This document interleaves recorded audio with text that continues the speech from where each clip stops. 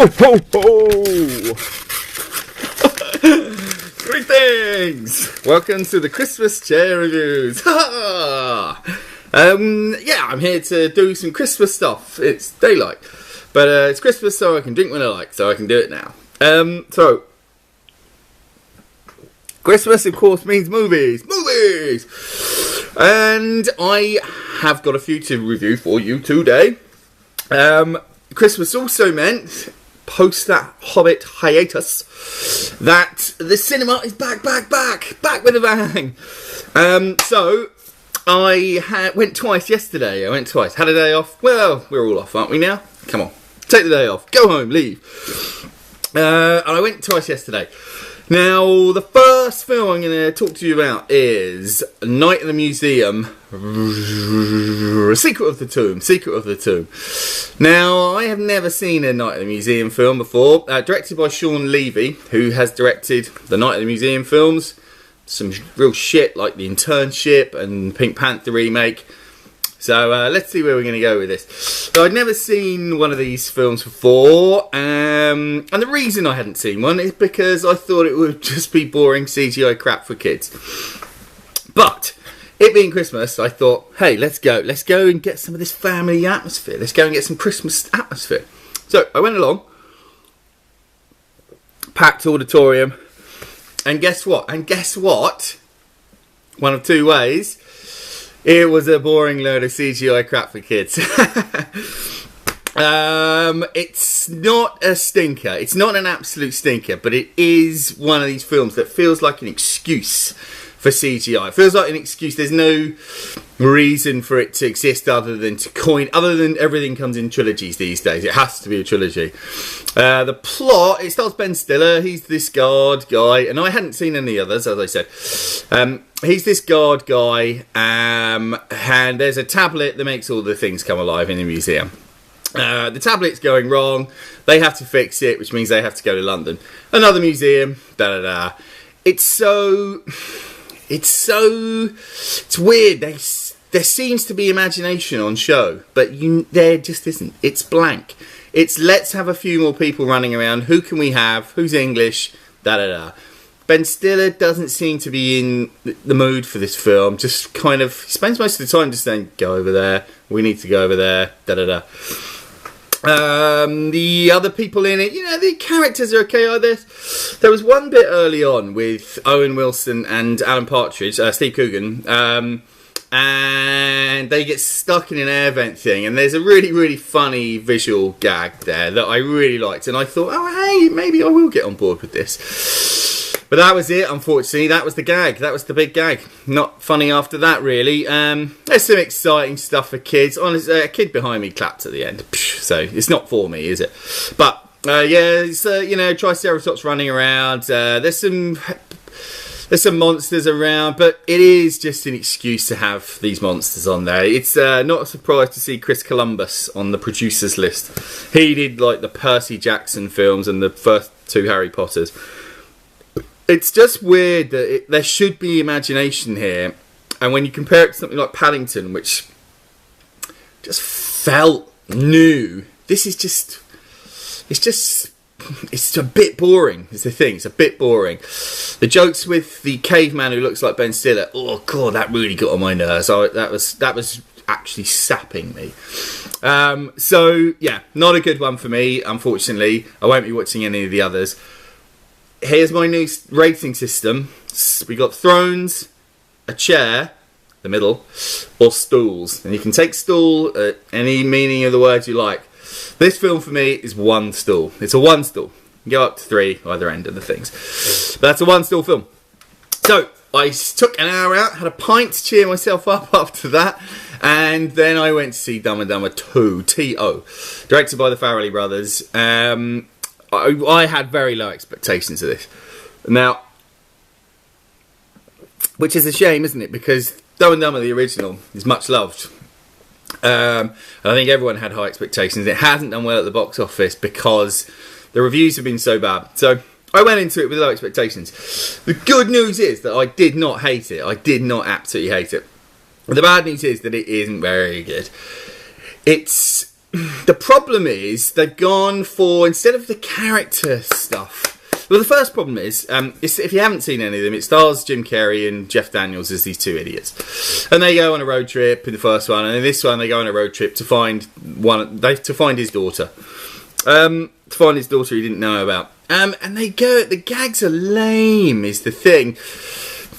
They go on the gross out kind of route, so it's much more icky than the other one, and it makes it less warmth. There's less warmth in the film, and the other real problem is that in a lot of these scenes the guys don't look like they're into the characters. They look like they're reading auto cues, and it deadens the atmosphere massively. You can tell that they're just not buying into the project, and it may be because those scenes were shot first, and that's a problem. They hadn't got quite into it yet, because there are later on some really funny bits, just character bits with Harry just going, just doing, like, being stupid, and it looks like that was ad-libbed kind of a thing. He's into the character, and there are good bits. The film mimics the first one, quite a lot, in the road trip thing, being stuck in a car with a guy that really doesn't like them. And it mimics that a lot, and which does make you think, I wish I was watching the other one. But there are some good bits to deal with that. There are some good gags. I laughed out loud twice. Not big belly laughs, but proper, a few shots. A few so it's not a lost cause. I would, seek it out on DVD. Hey, why not? I'm going to go with, as a rating, I'm going to say, I'm going to put it as a chair, 1 chair. So I did laugh out loud a few times, but it's very much almost slipping into a stodgy, ranky stool. So yeah, there's Dumb and Dumber Dumber Dumber Dumber Dumber Dumber Dumber Dumber Dumber Dumber Dumber Dumber Dumber Dumber Doo. So yeah, I don't think there'll be any more of those, by the way. So that was my cinema trips. There'll be more next week. There's bloody about 6 million films coming out on Boxing Day. The gits. On DVD, I saw a film by the Dardenne brothers.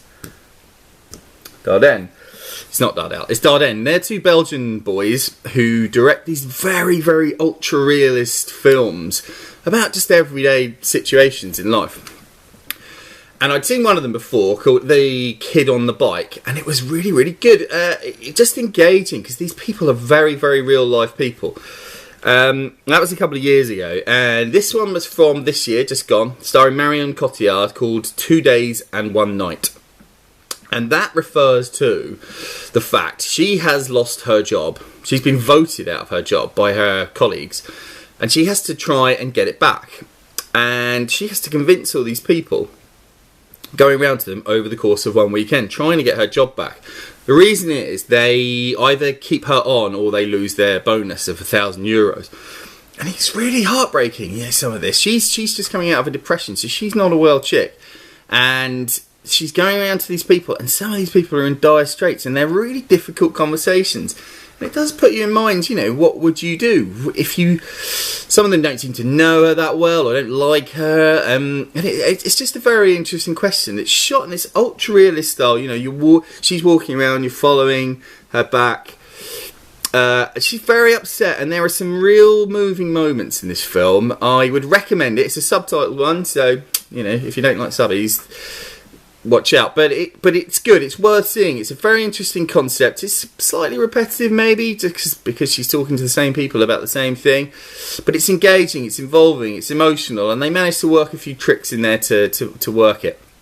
I would recommend it. I'm going to give it 1 throne. 1 throne. Not bad. And the last real film I'm going to review today, because I want to go out for Christmas Eve drinks, is a film from 1961, a British film called Whistle Down the Wind. Directed by Brian Forbes. His directorial debut, I believe, from a book.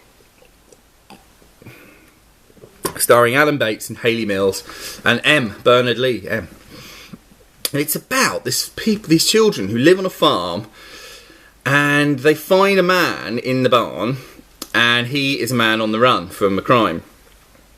And he says something to them at the beginning, and they just assume he's Jesus Christ, the second coming. And they start to believe it, and they start to look after him, and they're worried that the adults are going to come and get him like last time. And it's this, and yeah, and the film goes on, basically, this beautiful, beautiful story of Hayley Mills, who is stunningly brilliant as the elder child, girl child. She's a woman child. She's a girl child. And her brother and sister. The little brother's brilliant. Oh, you rotten cows. It's set up near Burnley somewhere. It's wonderful, evocative, brilliant northern language, northern accents. Beautiful countryside, black and white. And it's the story of them, trying to help this figure that they think is Jesus, and he, not knowing what on earth they're doing, but it's just beatific. It's a wonderful, wonderful story. It's just lovely. The music's lovely. The way it's shot is lovely. It's pretty much a classic. I'd say it's a British classic. The kids are just amazing. The guy, it's just a wonderful story. It's a wonderful 90-minute story. Not much out of your life. Watch that. It's 90 minutes. It's really, really good. Beautiful, beautiful. Two Thrones for Whistle Down the Wind, 1961. I'm not going to do classics from the attic this week because it's Christmas time. It's watch all the classics. Watch Die Hard. Watch Lethal Weapon for some action Christmas. Watch Labyrinth. Always watch Labyrinth. Watch It's a Wonderful Life, which is just incredible. I'm going to be watching Oliver later when I'm really, really drunk because I've been saving it. I bought it in the summer. I'm going to be watching that. Watch all the classics. James Bond, do that. Do a bit of that. Merry Christmas. That's it for me. Merry Christmas. I'll be back shortly with a review of the year, which is going to be spectacular. It's not going to be spectacular. It's going to be me sitting in a chair talking about films. But it's going to be good. Join me and have a bloody Merry Christmas.